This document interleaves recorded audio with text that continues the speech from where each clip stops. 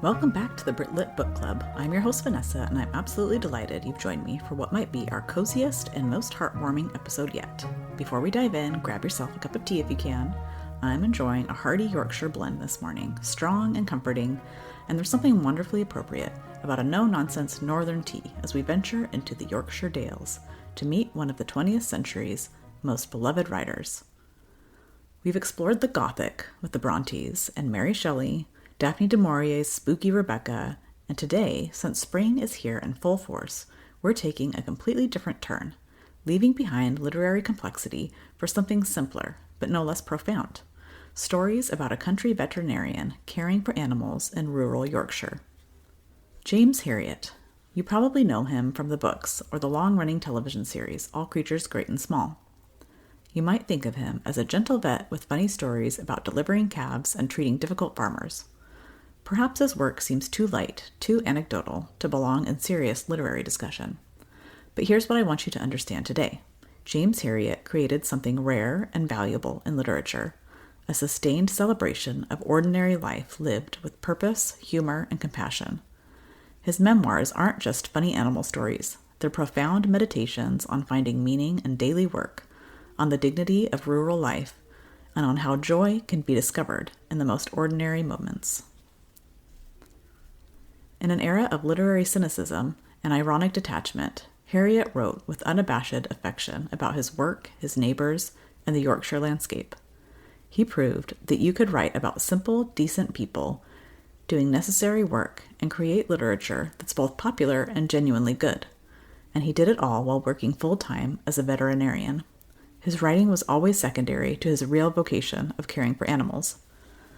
So let's head to the Yorkshire Dales, where we'll meet farmers and their animals, experience the changing seasons, and discover why James Herriot's gentle stories continue to comfort and inspire readers around the world. James Herriot wasn't actually named James Herriot.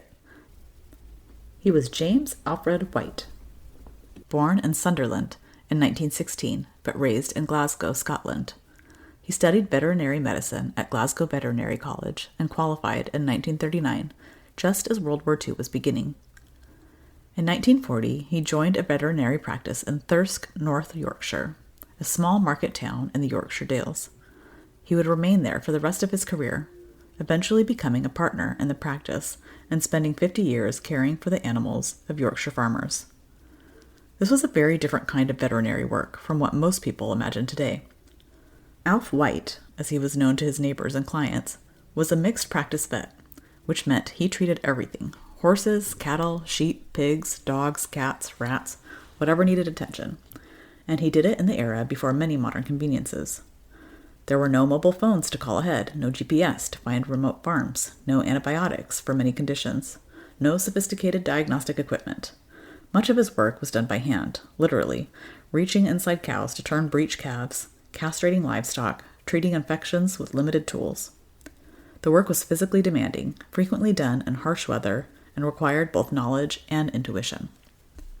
He married Joan Danbury in 1941, and they raised 2 children, while Alf built his veterinary practice. For decades, he was simply the local vet, respected, hardworking, known throughout the area, but not famous beyond it. Then, in his 50s, everything changed. His wife Joan suggested he should write about his experiences, and Alf began putting stories on paper. He wrote in the evenings after long days of veterinary work, drawing on the decades of experiences he'd accumulated. He submitted his manuscript to numerous publishers, facing rejection after rejection. Finally, in 1970, when Alf was 54 years old, If Only They Could Talk was published. He used the pen name James Herriot, James after a Scottish footballer he admired, and Herriot after a goalkeeper from Birmingham City. The name allowed him to write about real people and events while protecting client confidentiality and maintaining his privacy as a practicing vet. The book was moderately successful in Britain, but it became a phenomenon when American publisher St. Martin's Press combined the first 2 books into All Creatures Great and Small in 1972. American readers fell in love with Herriot's gentle humor, his vivid characters, and his portrayal of a way of life that seemed impossibly quaint and appealing compared to modern urban American existence. The success was extraordinary. The books became international bestsellers, translated into dozens of languages. a British television series ran from 1978 to 1990, introducing Herriot's world to millions more viewers. Suddenly, the working veterinarian from Thirsk was one of the world's most popular authors. What's remarkable is how the success didn't change Alf Wight's life fundamentally. He continued working as a vet, continued living in Thirsk, continued being the same person he'd always been. The money from the books allowed him to be more selective about his work and to support causes he cared about, but he never became a full-time writer or left his veterinary practice. He wrote 8 books total, all memoirs, drawing on his years in practice. He stopped writing in the early 1980s, partly because he felt he'd told all the stories he had to tell, and partly because he wanted to protect the privacy of people who were still alive and might recognize themselves in his books. Alf Wight died in 1995 at age 78, beloved throughout Yorkshire and far beyond. His legacy continues. The television series has been recently remade, his books remain in print, and Thirsk celebrates its association with James Herriot through a museum and the house where the Wrights lived. Let's talk about the Yorkshire Dales for a minute. The Yorkshire Dales aren't just the setting of Herriot's memoirs. They're an essential character, shaping every story and giving the books their distinctive atmosphere and meaning. The Dales are a region of valleys and hills in North Yorkshire, characterized by dramatic landscapes, small villages, and traditional farming communities. It's pastoral, but not gentle. The weather can be harsh, the hills are steep, the farming here has always been challenging work. And after visiting the Yorkshire Dales with the British Book Club tour, I can tell you that not much has changed in the last century. Herriot captures this landscape with extraordinary vividness. He writes about driving through snow-covered hills to reach isolated farms, about spring arriving late in the high country, about summer days when the dales are impossibly beautiful, about autumn markets where farmers gather to buy and sell livestock. But he never romanticizes rural life or treats the landscape as merely picturesque. He shows the hardship of farming in this terrain, the long hours, the physical labor, the constant worry about weather and prices, the isolation that can make medical emergencies life-threatening because help is so far away. The farmers in Herriot's books are shaped by the landscape. They're independent, stoic, practical, and deeply connected to their land and animals. They're often suspicious of outsiders and change, preferring traditional methods to new ideas. But they're also capable of great kindness, dry humor, and profound knowledge of the natural world. Herriot presents these farmers with affection and respect, even when they're difficult clients. The farmer who won't call the vet until an animal is nearly dead because he's too frugal, the old farmer who believes traditional remedies work better than modern medicine, the taciturn men who rarely express gratitude even when Herriot saves their animals. These aren't picturesque, rustic characters. They're real people, with all the complexity that implies. Herriot shows their virtues, hardiness, dedication, and connection to tradition, and their limitations, resistance to change, occasional cruelty born of practicality, difficulty expressing emotion. The relationship between landscape, animals, and people is central to Herriot's vision. The farmers aren't exploiting the land or the animals. They're part of an integrated system where survival depends on understanding and working with natural cycles and animal nature.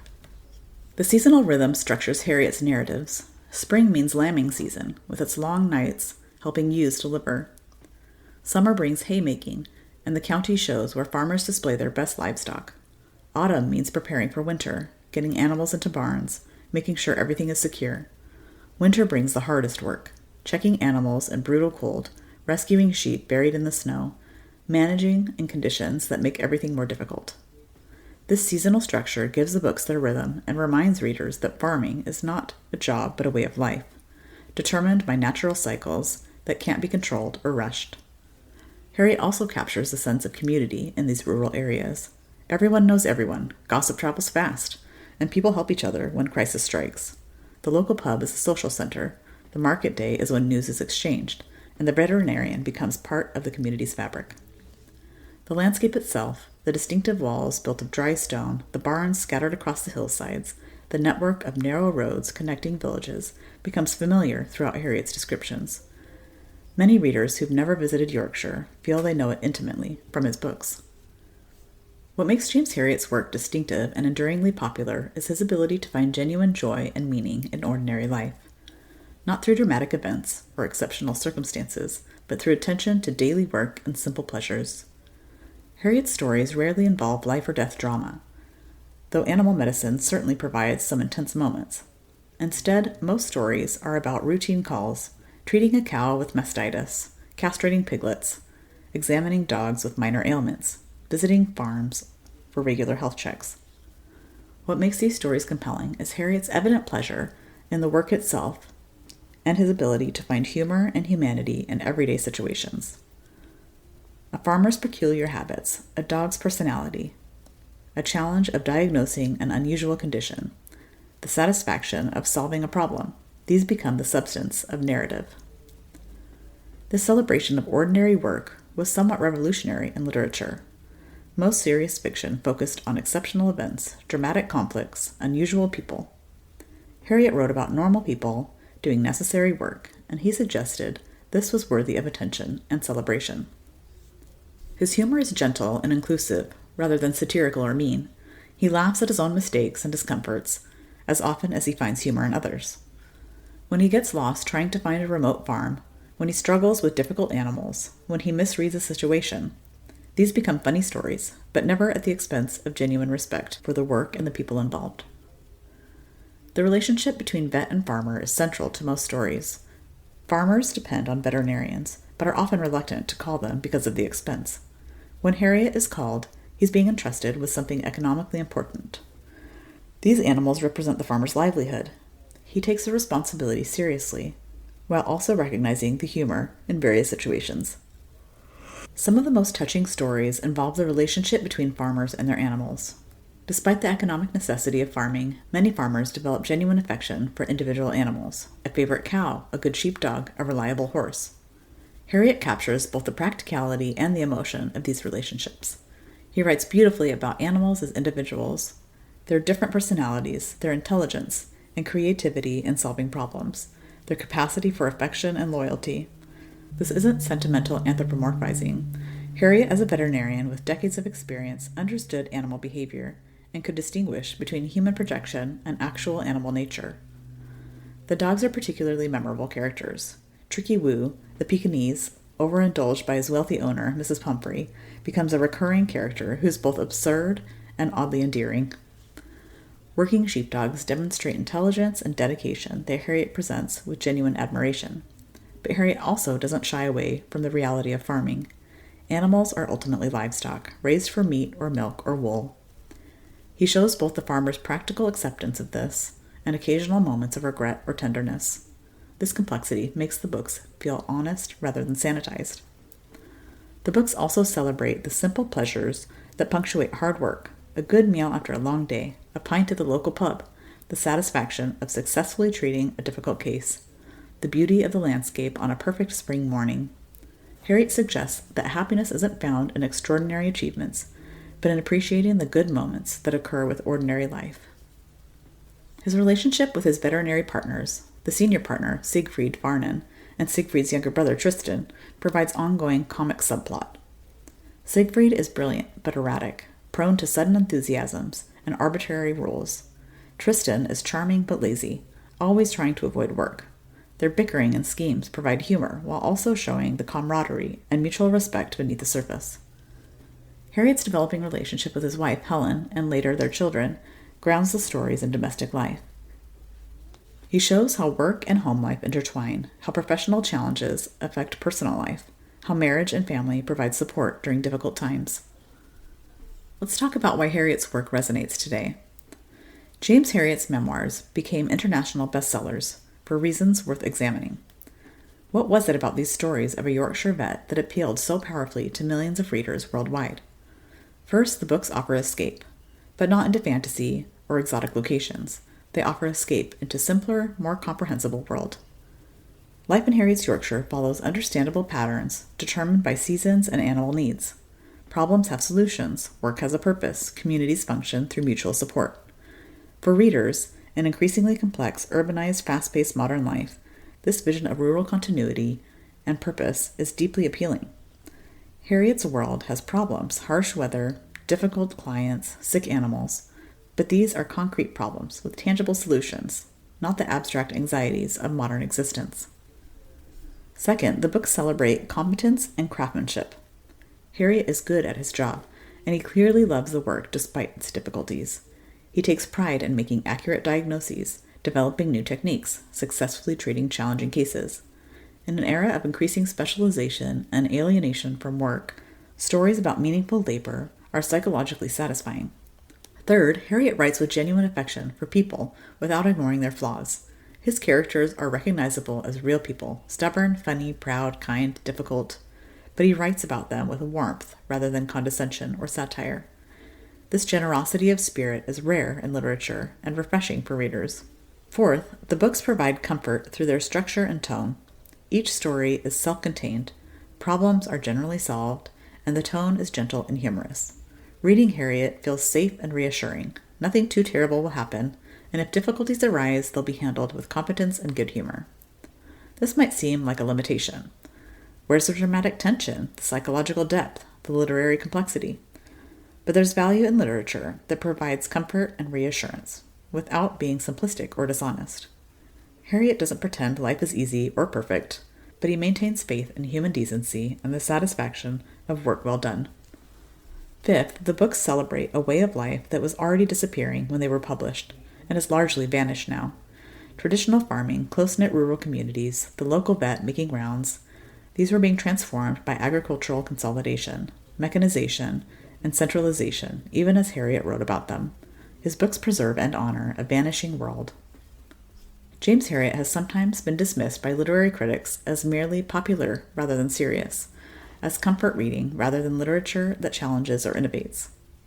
This criticism deserves examination. It's true that Herriot's work isn't experimental in form, doesn't challenge conventional narratives, and doesn't explore dark psychological depths. His prose is clear and straightforward, his humor gentle, his worldview fundamentally optimistic. But this accessibility shouldn't be confused with simplicity. Herriot was an excellent craftsman who could structure a story for maximum effect, create memorable characters in few words, and describe both landscape and animals with precision and beauty. His work belongs to the British tradition of the gentle memoir. Writing that finds significance in ordinary life, celebrates regional character, and preserves ways of life for future generations. This tradition includes writers like Laurie Lee's Cider with Rosie or Flora Thompson's Lark Rise to Candleford. Herriot's greatest literary achievement might be his creation of voice and persona. James Herriot, the narrator, is distinct from Alf Wight, the author, a carefully constructed character who's self-deprecating, warmly humorous, and reliably decent. This persona becomes the reader's trusted companion throughout the stories. He also deserves credit for making veterinary medicine accessible and interesting to general readers. He explains procedures and medical concepts clearly without being condescending, helping readers understand animal health and behavior. The book's episodic structure, while sometimes criticized, actually reflects the reality of a country vet's practice, varied, unpredictable, moving from case to case without grand narrative arcs. This structure feels authentic to the material. Herriot's work remains popular decades after publication because the themes and appeals haven't diminished. If anything, some aspects feel more relevant now. The desire for connection to nature and animals, for understanding where food comes from, for appreciating traditional skills. These have intensified as more people live entirely urban lives. Herriot's books offer vicarious experience of rural life and connection to agricultural roots. The celebration of meaningful work resonates in an era of widespread joy, dissatisfaction, and discussion about work-life balance. Herriot presents work that's physically demanding and sometimes frustrating, but ultimately satisfying because it's clearly necessary and has tangible results. The portrayal of close-knit community appeals during times of increasing isolation and social fragmentation.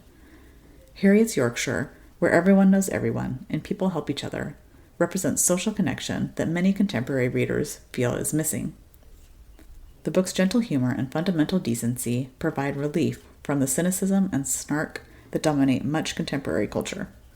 In difficult times, many readers return to Herriot for comfort and reassurance. The recent remake of the television series demonstrates ongoing appeal. New generations discover Herriot and find the same satisfaction their parents and grandparents did. Beautifully filmed landscapes, engaging characters, gentle stories about decent people doing good work. And if all of this has you dreaming of rolling green hills and dry stone walls, I have wonderful news. You can actually walk right into Herriot's world on the British Book Club tour. We visit Grassington, the charming Yorkshire village that serves as the fictional Derby in the recent remake of All Creatures Great and Small. And honestly, standing on those cobblestones with the Dales stretching out around you, it's almost impossible not to feel like you've stepped straight into the pages of one of Herriot's memoirs. We also hike through the Yorkshire Dales themselves, breathing in that sharp northern air and taking in the same sweeping views that Herriot described so beautifully. The limestone valleys, the patchwork of fields divided by those ancient stone walls, the farmhouses tucked into the hillsides. It's one of my absolute favorite days on our entire tour, and every time I'm here, I think about how Herriot said the landscape wasn't just a backdrop, but a living part of the story. You'll feel exactly what he meant. Now, if this episode has you ready to curl up with Herriot for the first time, or return to him like an old friend, here's where I suggest you start. For Herriot's work, start with All Creatures Great and Small, the American compilation of his first 2 books. Continue with All Things Bright and Beautiful, and All Things Wise and Wonderful, and The Lord God Made Them All. For understanding his life, Jim White's The Real James Herriot, written by Alf's son, providing insight into the man behind the persona. For Yorkshire context, Bill Bryson's Notes from a Small Land includes affectionate chapters about Yorkshire, and he's hilarious. For similar rural memoirs, Laurie Lee's Cider with Rosie, another beloved British rural memoir. Flora Thompson's Lark Rise to Candleford, earlier rural English life. There's also a great show. I think it's on BBC. And for veterinary history, Vet in a Spin and others in the series explore how veterinary medicine evolved. Thank you so much for joining me on this journey into the Yorkshire Dales with James Herriot. I hope I've shown you that his gentle stories contain genuine wisdom about finding meaning in work, joy in life, and satisfaction in doing necessary things well. Thanks so much for listening to the Brit Lit Book Club. If you're enjoying the show, please take a moment to leave a review. It truly helps us reach more British literature lovers just like you. Don't forget to subscribe so you never miss an episode. You can find us on Instagram at The Book Club Tour, and head to our website, thebookclubtour.com, to see upcoming book club tours. Well, my tea's getting cold, so until next time, keep reading and stay curious.